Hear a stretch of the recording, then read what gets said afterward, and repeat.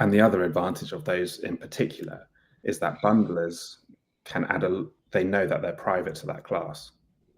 Because if you're just using TypeScript and you say private, it's not actually private. So bundlers can't mangle the names. Hi, Stephen. I asked you to stop by and talk to us about the AGGrid bundle size improvements for two reasons. Number one, because we have people in the group who are using AGGrid at work and they were asking questions about this last time we saw Mana, so we want to hear all the latest. And number two, because we look up to you guys and we want our code to be smaller and faster, and so we want to know all your secrets. So will you tell us how you did that? A few things. I think the easiest way, Angular kind of does this for you, is using modern build tools.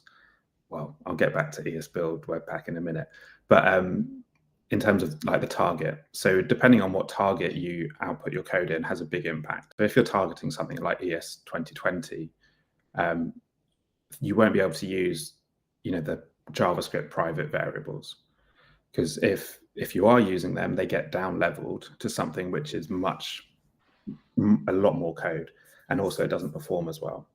But I think now with the latest versions of Angular, the build output is, I think it's 2022. I think so, yeah. Yeah, which means it's then enables you to start using these private JavaScript variables, and because then they're not being down leveled, they will actually end up in your final output.